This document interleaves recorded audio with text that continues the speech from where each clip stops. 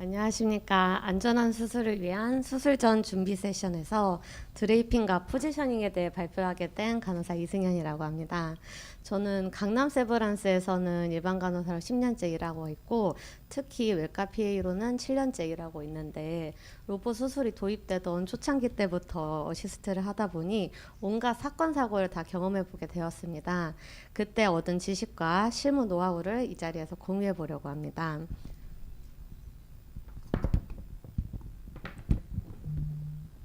로봇 복강경 수술인 만큼 오늘 강의는 로봇 중심으로 준비를 많이 해봤고요.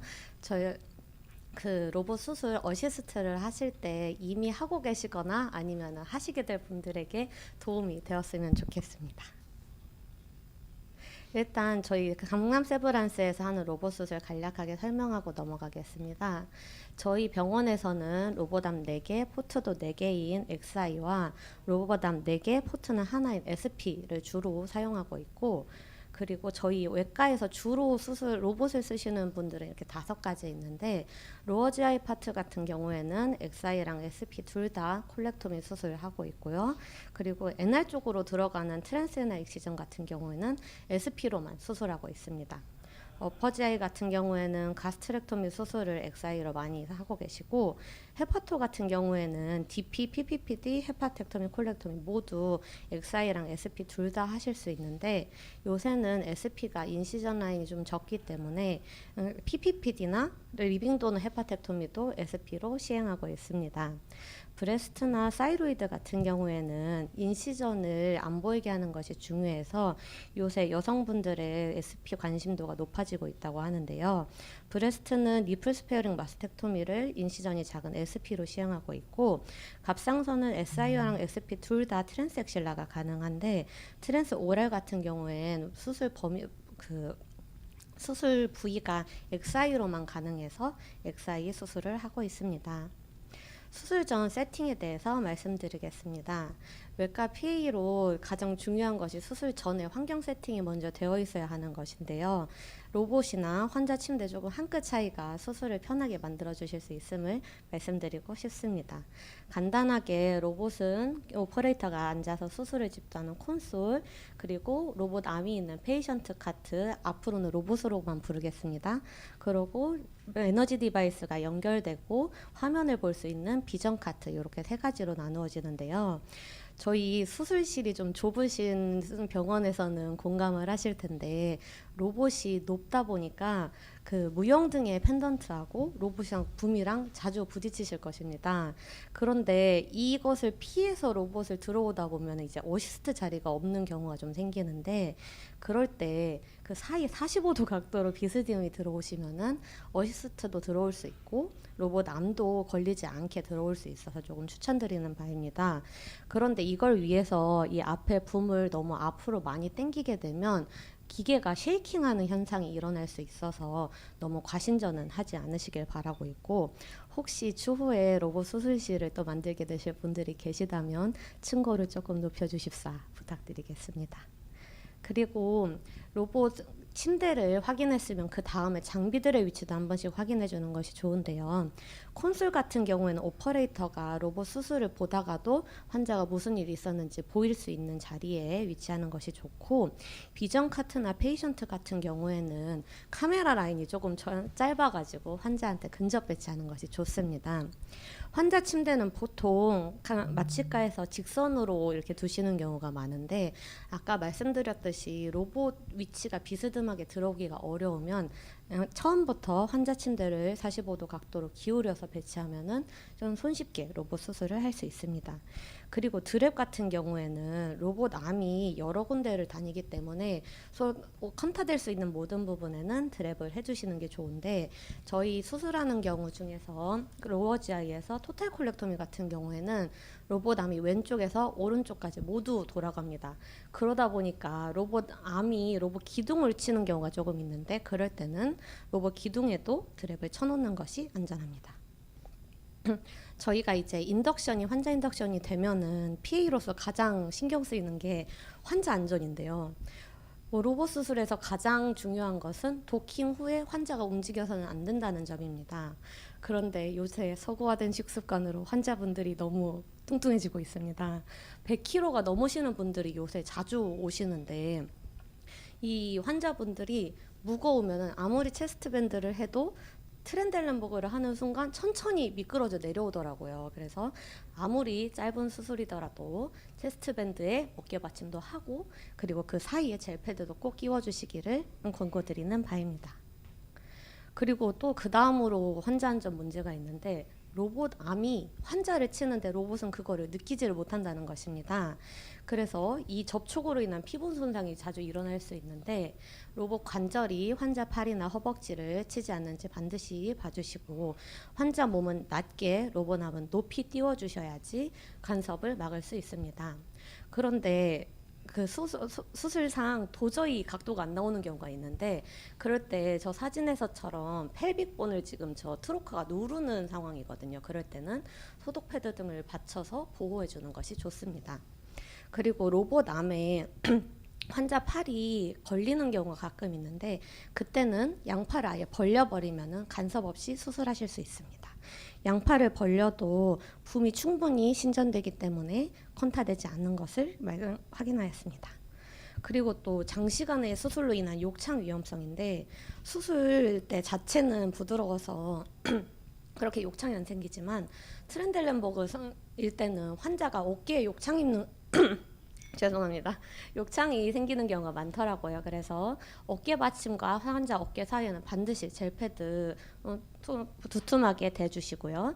그리고 사진에서 보이는 것 같이 툭 튀어나오는 뼈 있는 부분에도 소독포를 두툼하게 대주셔야지 환자 욕창이 생기지 않습니다. 이제는 수술 중에 저희가 해줄 수 있는 간호에 대해서 말씀드리겠습니다. 저희 이제 로봇을 도킹을 해볼 건데요. 가장 중요한 것이 이 포트 도킹을 한 뒤에 텐팅을 하는 것입니다. 이 도킹된 포트로 환자 스킨을 살짝 들어주는 건데 이렇게 하면 수술 공간이 충분히 확보가 되고 로봇 암끼리의 충돌도 감소됩니다. 그런데 수술이 너무 길어지는 경우에는 이 포트 텐팅을 한 부분의 피부가 손상될 수 있기 때문에 반드시 사정해 주시고 괴사는 안 되는지 발적은 없는지 수술 중간중간 봐주시길 바랍니다. 그 포트 도킹을 했으면 이제 암을 정렬을 해볼 건데 여기서 보시다 보면 이 붐 밑에 플렉스라고 적혀 있거든요. 이 플렉스에는 FLEX 같이 적혀 있는데 암을 모두 같은 글자에 정렬하면 그 암과의 거리가 똑같이 정렬됩니다. 이게 수술이 부위가 크다 보면은 괜찮은데 저희 공간이 좁은 로봇 수술들이 있잖아요. 그러면은 수술 암을 적게 쓰는 암에게는 공간을 적게 주고 많이 쓰는 암에는 공간을 많이 주는 식으로 하면은 수술이 조금 더 용이해집니다. 그리고 암과 포트 클러치의 각도도 포트 클러치에서 암까지 환자 수술하는 부위를 향해서 도킹해 주시면 되는데 이때 환자 조직을 찌를 수 있기 때문에 조심해서 도킹해 주시길 바랍니다. 저희 도킹까지 됐으면 이제 기계를 탈착하는데 많이 실수가 일어나는 부분이 이쪽입니다. 인스트루먼트를 암을 넣었다 뺐다 할 때 무언가를 잡고 있는 암을 빼는 실수가 많이 일어나요. 그래서 이때는 어떤 암을 빼야 하는지 서로 의사소통을 명확하게 하고 그리고 어시스트들도 빼기 전에 이게 뭘 잡고 있진 않은지 뭘 건드리진 않는지 반드시 확인한 뒤에 빼주셔야 합니다. 그리고 라인을 연결할 때 저희가 라인 꾹 연결하면 그만큼 로봇암이 앞으로 밀려서 조직을 찌르게 될 수 있는 위험성이 있습니다. 그래서 반드시 사진에서처럼 헤드 붙잡고 라인을 연결해 주셔야 합니다. 그리고 이거는 저희 한번 있었던 사례인데 SP 수술에서 카메라가 너무 플렉세이션이 많이 되다 보니까 저 시스가 굽혀지고 펴지는 걸 반복하다가 좀 떨어진 적이 있었어요. 그래서 로봇 뺄 때마다 한 번씩 굽혀지는 시스를 한 번씩 펴주시고 뜯어지고 있는지는 않는지 한 번씩 확인해 주셔야지 나중에 저기 떨어진 탈각된 피부를 환자 뱃속에서 찾는 일이 없을 것입니다. 그런 다음에 기계에 탈착할 때 나는 에러 메시지 중에서 환자 안전에 관련된 2가지만 소개하고 넘어가겠습니다. 그 녹색으로 반짝일 때가 있는데 이것은 저장된 위치가 있음을 말하는 거고 로봇 암도 저장된 위치까지만 갑니다. 그런데 팁이 먼저 조직에 닿아 있었던 기계는 절대 이 저장된 위치를 사용해서는 안 됩니다. 기계를 들어갈 때 암이 펴진 채로 들어가기 때문에 저장된 위치보다 더 앞을 찌를 수가 있어요. 그래서 팁이 닿아 있었던 인스트루먼트는 저장된 위치를 사용하지 마시고 반드시 허공에 있었던 기계만을 사용해 주시길 바랍니다. 그리고 노란색 혹은 오렌지로 깜빡거리는 것이 있는데, 이것은 보통 자주 경험해 보셔서 알겠지만 인스트루먼트랑 로봇 헤드가 잘 맞지 않는 경우에 이렇게 됩니다. 다시 껴주시면 되고, 가끔 오렌지로 되어 있지 않은데 팔이 이상하게 돌아가는 경우가 있어요. 교수님들이 직진을 하고 싶은데 휘어져 라고 표현하시는 경우가 있는데, 그것은 로봇 헤드를 보면은 원판 4개에서 6개가 돌아가고 있는데 그 중에 몇 개가 맞지 않으면 이것은 센싱이 안 되는지 오렌지로 표시가 안 되더라고요. 그러면은 그것을 로봇 헤드 플레이트를 다시 장착해 주시면은 원판이 맞게 돌아가는 것을 확인하실 수 있겠습니다. 그리고 이것도 환자 안전 사례로 하나인데, SP 붐이 예전에는 어시스트가 손으로 잡고 회전을 시켜줬는데 요새는 오퍼레이터가 회전을 할 수가 있습니다. 그런데 그 안에 있는 엔트리 가이드가 로봇이랑 같이 돌아가셨어야 되는데 그 엔트리 가이드가 돌지를 않아서 환자 캐뉼라 안에서 카메라가 부러진 적이 있습니다. 그렇기 때문에 로봇이 회전한다 하면은 어시스트 분들은 반드시 이 엔트리 가이드가 같이 돌아가고 있는지를 확인해 주셔야지 환자가 안전해지실 겁니다. 그리고 가장 어려운 포트 어시스트인데, 저 어시스트 포트로 뭐 석션을 해준다던가 바늘이나 꺼즈를 넣는다던가 하는 것입니다. 이것은 인시전을 중심으로 손의 방향과 힘의 방향이 반대인 것을 기억하고, 로봇 암은 라빠랑 다르게 많이 휘어져 있기 때문에 건들지 않게 조심스럽게 진입하기만 하면 그렇게 어렵지 않은데, 어시스트 포트가 따로 없는 경우가 어렵습니다. 싱글 인시전의 경우 로봇이 쓰는 포트랑 저의 어시스트 기계가 같은 포트를 사용해야 되는데 저 로테이팅 실 부분과 몬드리 트랙터의 실 부분이 모두 걸립니다. 그래서 이럴 때 각도가 안 나오는 경우에는 로테이팅 실을 천천히 회전시켜서 각도가 나올 수 있게 관절을 확인해 가면서 기계를 천천히 집어넣으시고요. 그리고 SP 같은 경우에는 로봇암 자체가 관절이 있기 때문에 어시스트도 아티센셜 등 관절이 있는 기구를 사용하면은 더 손쉽게 접근이 가능합니다. 그리고 여기서도 환자 안전 문제가 있는데 좁은 인시전 라인에 날카로운 기구들이 많이 왔다 갔다 하다 보니까 이 리트랙터 안쪽 부분이 자주 찢어져요. 그래서 피부에 손상을 입히거나 아니면은 또 이 플라스틱 쪼가리가 또 떨어지거나 하는 경우가 있는데 반드시 주의하시면서 조심스럽게 진입하시길 바라겠습니다. 그리고 요거는 환자 안전하고는 조금 관계가 없는데 이번에 기회에 소개해드리고 싶어서 조금 간략하게 설명드리겠습니다. 어시스트 할 때 가장 방해가 되는 게 가스인데 보통 로봇 수술을 하시면은 가스는 카메라 포트에다 연결을 하셔서 쓰실 것입니다. 수술 공간이 넓은 곳에서는 가스가 카메라 앞에서 나가기 때문에 방해를 받지 않고 체액에서 보호를 받는데 수술 부위가 좁은 경우에는 오히려 역으로 튀는 경우가 많습니다. 그래서 이때는 가스라인을 에너지 포트에 연결하는 것을 조금 추천드리는 편인데요.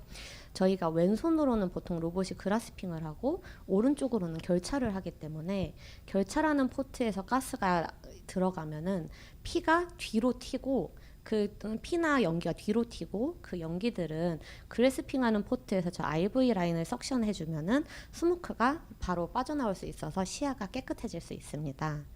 그리고 석션 라인도 쓰고 있는데요. 저희가 그 석션을 들어갈 수 없는 부분에는 IV 라인 끝에 석션을 연결해서 수술 부위 안쪽으로 집어넣고 있습니다.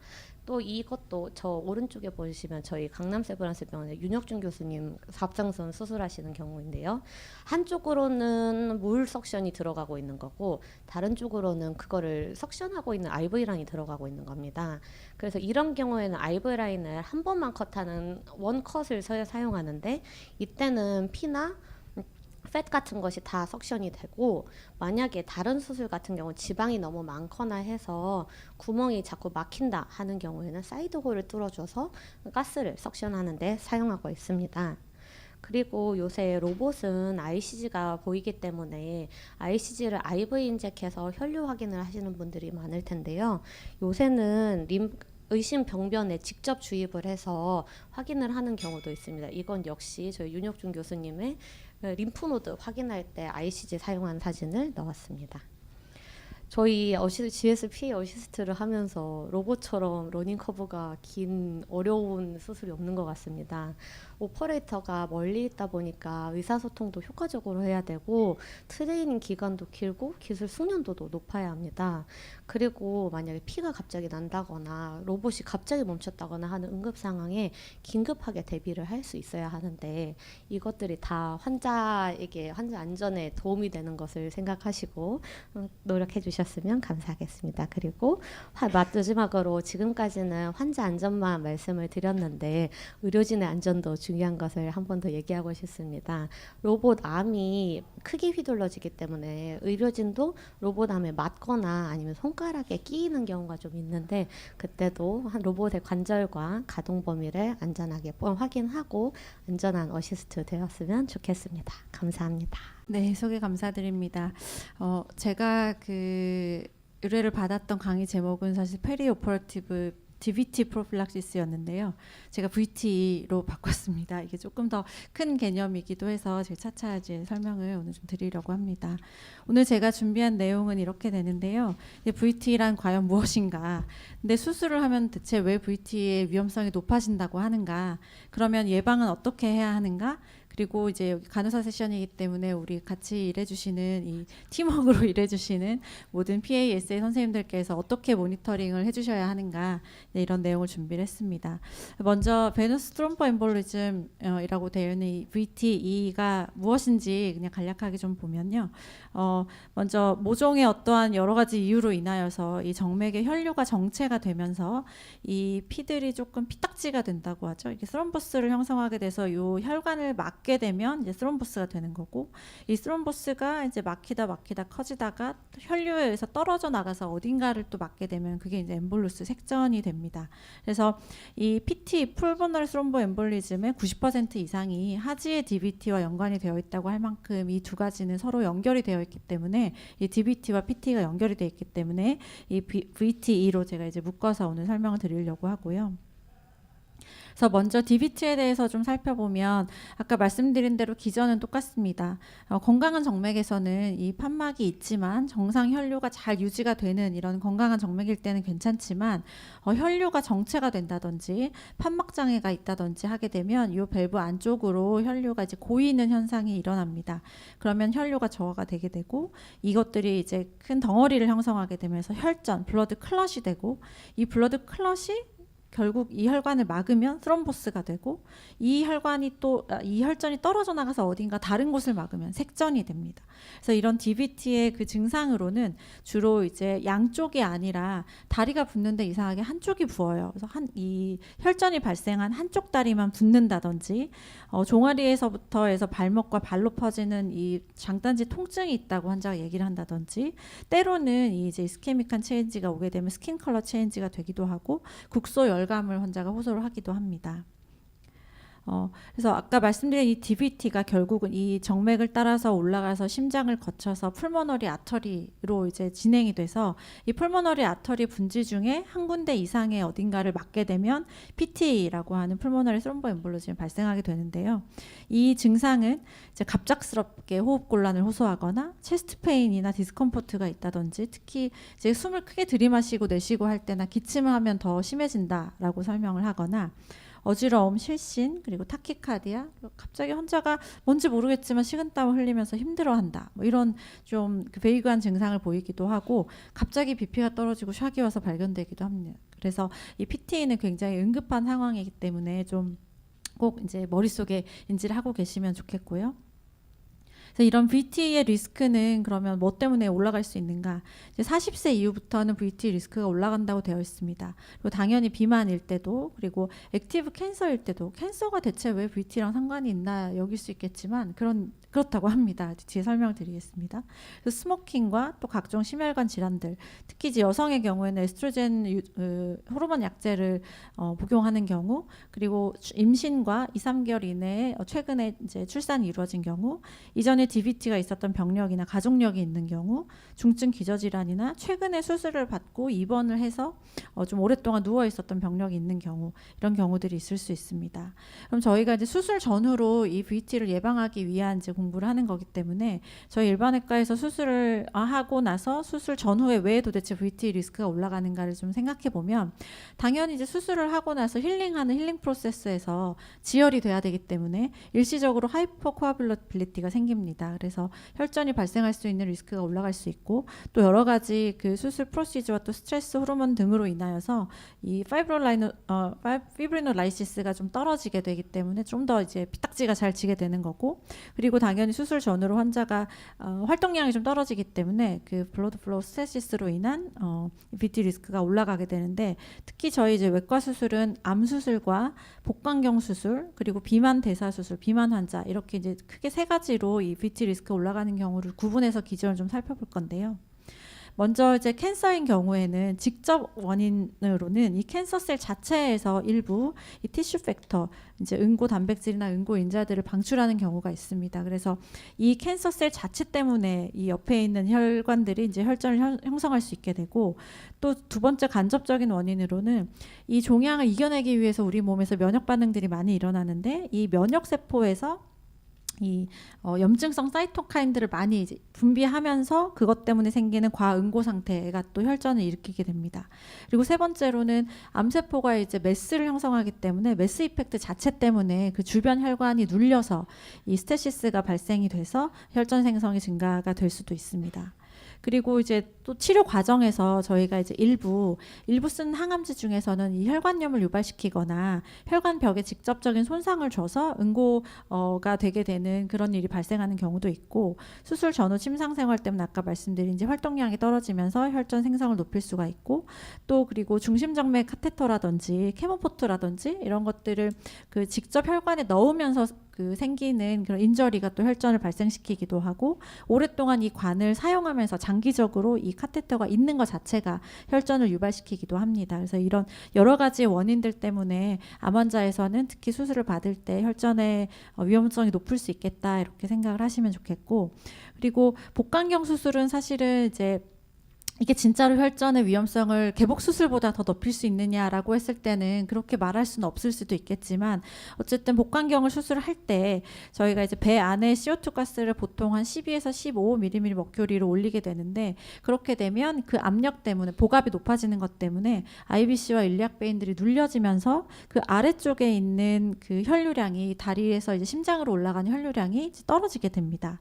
그래서 하지정맥이 이제 그래서 이 확장이 되면서 이 혈관의 엔도셀리움에 미세한 균열이나 스트레스가 생기게 되면 이제 혈관벽이 손상됐구나, 이렇게 생각하고 응고 시스템이 활성화되게 된다고 합니다. 그래서 이러한 여러 가지 이유들 때문에 사실 혈전 발생 위험도가 높아지는데, 특히 앞서도 이제 수술 중에 포지션 변화에 대해서 또 얘기를 해주셨었는데, 뭐 리버스 트랜스델렌버그 같은 경우에는 다리가 계속 떨어져 있는 상태로 환자가 거의 반 이상 거의 서 있다시피 한 비만 수술에서는 그런 경우도 많이 있거든요. 그런 경우에는 그 중력의 영향 때문에 정맥 확률가 더 줄어들게 되면서 VT 리스크가 올라갑니다. 그리고 이제 마지막으로 그 오베시티 같은 경우에는 이 오베시티 자체가 이 혈관 질환의 위험을 증가시킨다고 다들 알고 계실 거고, 특히 뭐 관상동맥 질환, 말초동맥 질환뿐만이 아니라 정맥 혈전 색전증도 발생의 위험이 상승된다라고 되어 있습니다. 근데 그 우리나라를 포함한 아시아 환자들의 경우에, 아시아인에서는 특히 이제 남자분들 센트럴 오베시티가 그 서양인에 비해서 더 이렇게 심하다고 되어 있는데, 이것이 생각해 보시면 24시간 복강경 수술하는 것처럼 복압이 높아져 있는 거라고 생각하시면 됩니다. 그 내장지방 때문에 복압이 만성적으로 올라가 있기 때문에 이 정맥 혈류가 정체가 되고, 이것 때문에 VT 리스크가 올라가 있을 텐데, 거기에다가 이제 복강경으로 수술을 하고 또 못 움직이게 되고 그러면 이 리스크가 훨씬 더 올라가게 되겠죠. 그래서 베리아트릭 서저리를 하는 경우에 특히 이제 비만 자체도 문제인데 비만 환자를 복강경으로 수술을 한다. 그리고 상체를 많이 높여서 수술을 한다. 그러면 이제 특별히 스럼보스가 더 올라갈 수 있는데 이 리스크 팩터를 살펴보면 BMI가 50 이상인 경우, 60세 이상의 고령인 경우, 남성인 경우, 그리고 기저질환의 측면에서는 VT의 과거력이 있거나 뭐 혈전 성향증이라든지 정맥 정체 질환, 뭐 우려성 신부종 등등의 기타 질환이 있는 경우, 그리고 이제 이 수술 요인 이런 것들이 다 합쳐져서 비만 대사 수술의 VT 발생 빈도가 DVT는 5.4%까지 보고가 되고 PT는 6.4%까지 보고가 되고 있습니다. 그래서 기본적으로 베리아트릭 서저리는 모더레이트 투 하이 리스크라고 생각하시면 됩니다. 그런데 이 발생을 하게 된다면 이 70% 이상의 대부분의 VT는 그 입원해 있는 기간이 아니라 퇴원 후에 수술 후 일주일 이내에 발생하는 경우가 많기 때문에 퇴원할 때 괜찮았다고 해서 다 괜찮다고 생각할 게 아니라 좀 연장해서 우리가 잘 모니터를 해야겠다 이런 생각을 좀 하시는 게 좋을 것 같습니다. 그래서 지금 이제는 이 예방하기 위한 여러 가지 방법들을 좀 소개를 해드릴 텐데요. 크게는 메카니칼, 그다음에 파말로지칼 이렇게 기계 혹은 약물 이렇게 생각하시면 되겠습니다. 기계적인 예방 장치는 주된 기전은 스테시스를 해소해 주는 겁니다. 혈류가 잘 돌 수 있도록 도와주는 건데요. 가장 간단하게 쓸 수 있는 게 점진적 압박 스타킹입니다. 스타킹을 이렇게 신겨보면 굉장히 빡빡하잖아요. 그래서 스타킹은 발목에서부터 카프 사이로 올라갈수록 압력이 조금씩 낮아져서 이 혈류를 이 표제정맥을 압박해서 신부정맥 안쪽으로 혈류가 들어갈 수 있도록 해서 역류를 방지하고 또 정맥 활류를 높여주는 그런 역할을 하게 됩니다. 근데 간혹 가다가 이제 스타킹을 신겨놓은 환자들이 스타킹이 너무 아파서 힘들어서 도저히 걷지를 못하겠어요 하고 스타킹을 신고 그냥 누워있거나 아니면 이게 아파가지고 신고 벗고 하는 게 너무 힘들어요 하고서 몇 날 며칠 신고 있거나 그렇게 되면 오히려 걷지 못하게 되거나 또는 욕창이나 피부 발적이나 알러지 같은 게 생겨서 피부가 상하는 경우가 있기 때문에 우리 간호사 선생님들께서 이것들을 잘 확인을 해주시면 좋겠고요. 두 번째는 IPC라고 해서 이제 다 대부분의 병원에서 이걸 사용하고 계실 텐데 아시는 것처럼 이 공기 주머니가 주기적으로 안쪽에서 공기를 넣었다 뺐다 해주면서 종아리 근육을 짜주는 역할입니다. 그래서 이것도 물리적인 혈류를 촉진시켜 주면서 또 추가적으로 혈관 내피세포에서 이 플라즈미노겐 액티베이터 방출을 자극해 줌으로써 이 혈전 생성을 조금 막아주는 역할을 합니다. 근데 예전에는 이게 그 커프가 통으로 되어 있었는데 최근에는 대부분의 이제 센터에서 SCD라고 해서 Sequential Compression Device 이것도 이제 스타킹처럼 아래서부터 압력 차이를 주고 순서 차이를 주면서 이렇게 위로 활류를 올려줄 수 있는 그런 기계들을 많이 사용을 하고 있는데 저도 이제 수술을 하고 환자 이제 회신을 가보면 환자분들이 이걸 꽤 좋아하십니다. 그래서 이거 하고 마사지 해주는 것 같으니까 이게 시원하고 좋아서 이것 받느라고 이것 때문에 걷지를 못하겠어요. 이것 때문에 제가 안 걷고 있어요. 이렇게 하시는 분들이 많거든요. 그래서 혹은 또 이게 커프만 차고 작동은 안 시키고 이게 뭘 하고 있는 것처럼 그래서 커프만 차고 작동 안 하고 그냥 누워 계시는 건 아닌지 그리고 이거 하시느라고 걷지 않고 있는 건 아닌지 이것들을 우리 간호사 선생님께서 잘 모니터를 하셔서 환자분들을 잘 격려를 해주시면 좋겠습니다. 두 번째로 이제 약물 치료의 종류를 간단하게 이제 말씀을 드릴 건데 이 약물 치료는 이 코아글레이션 캐스케이드 특정 단계들을 차단해서 혈전 형성을 직접적으로 억제를 해줍니다. 저희가 이제 컨벤셔널하게 그동안 사용했었던 그 헤파린, 이 언프랙셔네이티드 헤파린이라는 것은 안티스롬빈 3와 결합해서 뭐 스롬빈과 팩터 10A를 억제한다 이렇게 돼 있는데 반감기가 짧아서 수술 전으로 용량 조절하기 굉장히 편하지만 이 APTT를 계속 모니터를 하면서 용량 조절해줘야 되고 그 다음에 헤파린 유도 혈소판 감소증의 위험이 이 약물들 중에서는 가장 높습니다. 그래서 계속 혈소판도 이제 모니터를 하면서 용량 조절을 해야 하고요. 근데 가장 많이 사용하는 것은 로우 몰레큘러 웨이트 헤파린입니다. 이것도 주로 이제 팩터 10A를 선택적으로 억제하지만 이 비분의 헤파린보다는 효과가 예측이 가능하고 모니터링이 사실 용량만 맞춰주면 모니터링이 크게는 불필요한데 이제 이 HIT의 이 헤파린 유도 혈소판 감소증의 위험이 없진 않기 때문에 주 1회 정도는 혈소판 수치를 모니터를 하는 것이 좋겠다 이렇게 되어 있습니다. 그래서 와파린의 경우에는 이제 경구 약물이지만 사실 그 효과 용량에 도달하려면 4, 5일 정도가 소요되면서 용량을 맞춰야 하고 헤파린 브리칭이 필요하기 때문에 예방적 목적으로는 거의 사용하지 않습니다. 그리고 최근에는 이 도악이라고 하는 다이렉트 오랄 안티코아귤런트라고 하는 약물들이 많이 사용이 되고 있는데 리바록사반, 아픽사반 이런 것들입니다. 이것은 팩터 10A를 직접 차단을 하고 효과가 즉각적이고 모니터링이 필요 없고 그다음에 간 기능, 신기능에만 이상이 없다면 이게 뭐 용량을 조절하는 게 아니라 그냥 정해진 용량대로 계속 투여를 할 수 있는 장점이 있는데 이게 치료제로서는 아주 널리 쓰이고 있지만 아직 예방 목적의 사용에 대해서는 아직까지 여러 가지 페이즈 3 트라이얼들이 진행 중이라서 아마도 곧 도악을 쓰라고 이제 권고를 하는 날이 오겠지만 아직까지는 이게 이제 권고 안에 도악이 들어있는 경우는 많이는 없습니다. 그래서 사실은 이제 여러 가지 그 가이드라인들이 있고 각 질환마다 병마다 그리고 각 나라별로 모든 가이드라인들이 있지만 사실 전 세계적으로 쓰이고 있는 가이드라인에는 이 약물과 기계를 조금 더 적극적으로 사용하고 돼 있지만 실제 임상 필드에서는 우리나라에서는 약물 같은 경우 사용하는 경우가 많지 않을 걸로 아마 체감하실 겁니다. 근데 이제 그래서 저희가 외과 교과서를 제가 가지고 왔는데요. 우리 간호사 선생님들께서는 이 표를 조금 기억하시면 좀 기억하시는데 좀 도움이 될 것 같아서 가지고 왔는데 저희가 외과에서 시행하는 대체로의 수술들은 로우나 베리 로우이기는 하지만 메카니컬 프로필락시스 정도는 이제 암 수술에선 대부분은 이제 꼭 사용을 하시면 좋겠고요. 그리고 이제 그 모더레이트 이상은 메카니컬을 쓰거나 약을 쓰거나 이렇게 돼 있기 때문에 기본 메카니컬에 약을 붙이든 안 붙이든 이렇게 이제 생각하시면 좋겠습니다. 그래서 모더레이트 이상의 리스크는 콜로렉탈 캔서, 판크레아틱 캔서, 오바리 캔서, 에소파지알 캔서. 그리고 이제 하이 리스크는 이 DVT의 과거력이 있거나 혈전 성향증이 있는 환자에서의 모든 암 수술, 모든 주요한 정형외과 수술, 그리고 60세 이상의 고령 이렇게 돼 있습니다. 그래서 요거를 좀 기억하시거나 아마 각 의국의 외과 교과서가 아마 이게 24년에 나온 3판으로 알고 있는데 대부분 한두 권 있을 테니까 찾아보시면 조금 도움이 될 것 같고요. 그래서 여기서는 이제 약물을 사용하는 경우들이 있다라고 돼 있는데 사실은 이제 저희가 암 수술할 때 비만 수술 이외에는 암 수술할 때 약을 사용하는 경우가 많지는 않잖아요. 근데 이게 저희가 2018년에 제가 서울성모병원에 있을 때 발표했던 그 RCT 논문인데요. 저희가 그 디스탈 가스텍토미를 하는 암수술, 위암수술 환자 660여 명을 대상으로 RCT를 했습니다. 한 군은 IPC만 썼고 한 군은 IPC와 로몰레큘러 헤파린을 같이 썼습니다.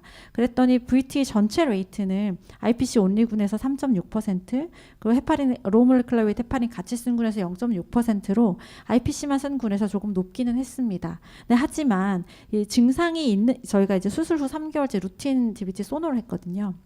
그래서 증상이 있었던 DVT 환자와 PT 인시던스는 거의 없었습니다. 양군에서. 그래서 사실 이걸 근거로 저희가 꼭 써야만 하나 이제 이런 의문이 있었는데 저희가 컴플리케이션을 봤더니 헤파린을 쓴 경우가 블리딩이 메이저든 마이너든 훨씬 더 많이 나타났습니다. 그래서 서양에서 나온 가이드라인에 비해서 우리나라 환자의 경우에는 출혈 경향성이 조금 더 높아지는 것 같다. 근데 이러한 이유로 사실 저희가 그 메카니컬한 디바이스들만 열심히 많이 쓰고 있는 이제 그런 근거가 되겠고요.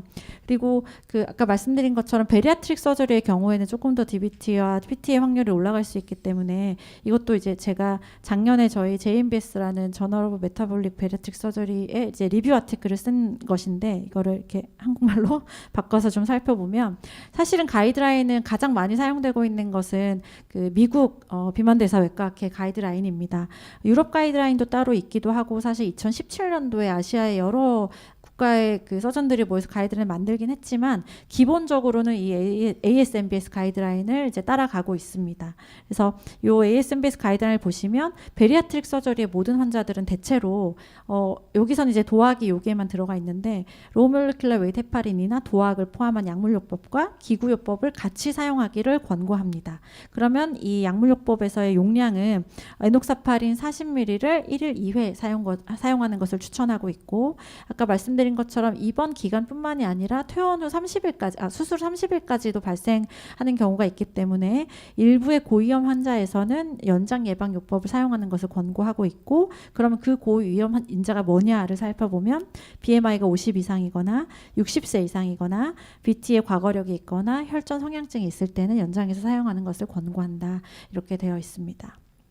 그래서 사실 이게 마지막 슬라이드고요. 저희가 이 모니터 VT를 예방하기 위한 여러 가지 기구와 약물을 쓰고 모니터링을 할 때 이제 우리 간호사 선생님들께서 체크해 주셔야 될 부분은 뭐니 해도 조기 보행이 가장 중요합니다. 그래도 빨리 걸을 수 있도록 격려를 잘 해주시고, 혹시 약물을 함께 쓰는 경우에는 출혈 경향이 없는지, 수술 부위나 배혈관에 출혈이 없는지, 혈뇨나 뭐 흑색변이나 코피나 잇몸 출혈이 있지는 않은지 이런 것들 잘 모니터 해주시고, 스타킹이나 IPC를 사용할 때 피부가 괜찮은지 잘 확인해 주시면 좋겠고, 이제 혹시라도 이런 모니터를 잘 하고 있다가 DVT나 PT가 생긴 것 같다라는 이런 의심 증상이 발생할 때, 특히 DVT는 한쪽 다리의 부종이나 통증이나 발적이나 열감 이런 것들이 있을 때는 가장 손쉽게 할 수 있는 건 D다이머 검사 먼저 나가시면 되고요. 빨리 노티를 하셔서 초음파나 혹시 CT가 필요한지 이렇게 결정을 받으시면 좋겠고, PT 의심 증상이 있을 때는 일단 빨리 산소를 주시고 그냥 빨리 보고하세요. 이건 네, 전화를 하시면 되겠습니다. 네, 이상입니다. 감사합니다.